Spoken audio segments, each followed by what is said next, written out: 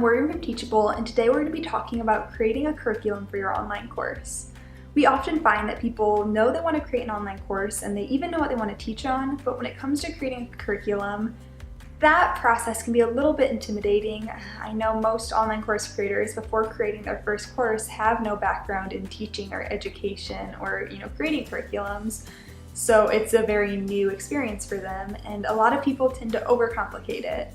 Luckily though, the process is fairly simple once you've figured out a system, and I just wanted to share how we here at Teachable recommend you go about creating the curriculum for your online course. The first thing you need to do is define your transformation for your online course. When you're creating an online course, you're not just teaching people, you're bringing them to a transformation. We say online courses are a shortcut to a transformation, and that transformation is simply you're bringing your students from point A to point B. You just have to define what each point is. For example, if you're teaching people how to play the ukulele, point A, they've never touched a ukulele in their life.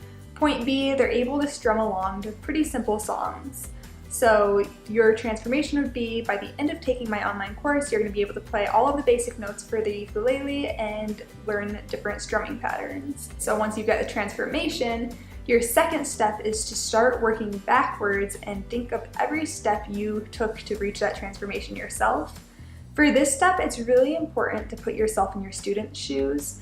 We find it's very easy to kind of gloss over things that you find to be really simple now. Even if you struggled with them when you were a beginner, now that you're kind of an expert or an authority in your field, they're so easy to you and such second nature things. A lot of people will just skip over them and not include them, even though they're kind of the building blocks of what their course should be about. So just make sure you really think about what you struggled with before you became an expert. When you're working backwards, make sure to write down every single step you took to get to where you are now, even if it feels a little bit insignificant. And once you've got all of your steps written down, try to group them together where it feels logical. These groupings are going to become your lessons. You might decide you want your online course to have 8 lessons, and each lesson might have anywhere between 2 to 6 videos inside of it. So keep in mind, your lessons might be a little more broad with specific teachings in the videos within the lessons. For example, if I was creating an online course on how to organize my kitchen or organize your kitchen, my lessons might be, first you have to purge, then you have to clean, then you have to organize, then you have to create a system, and then you have to do monthly maintenance. So for my first lesson, it's purging, I might have 5 videos on the inside of that one lesson, one saying how to purge your fridge, another how to purge your freezer, how to purge your cabinets, how to get your spice drawer. You get the gist. So just keep that in mind when you're grouping everything together. Before you get started creating any videos, I recommend sharing your intended curriculum with somebody that you really trust to give you good feedback. It's going to be really easy to share it with one of your kind of yes man friends who's just going to be like, oh my gosh, this is awesome, this is the best curriculum ever, people are going to love this. But it's more beneficial to share it with somebody who's going to be really critical and who's going to be able to look at it and say, you know what, I think there's a gap here, here, and here. You're going to be better off creating a video all about this concept. And it's good to share it with somebody who knows what your course topic is, but they're not an expert. They might be a little behind.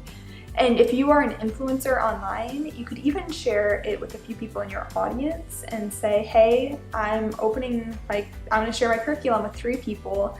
And in exchange for your feedback, you'll get free access to my online course. Once you've got their feedback, consider everything they have to say, include any recommendations they have that you think warrant being included, and you've got a curriculum. Creating your curriculum, like I said, isn't this big scary process. Really, it's just working backwards and thinking about every single step that you had to take to get to where you are, which sounds like a big thing, but we find most people can break it down into 7 or 8 lectures. And that's all we've got for you today. Thank you guys so much for watching. If you ever have any questions, make sure to leave them in the comments. You can ask us for future videos you'd like to see. But until next time, check the description bar. I've got a ton of resources you might find helpful linked down below.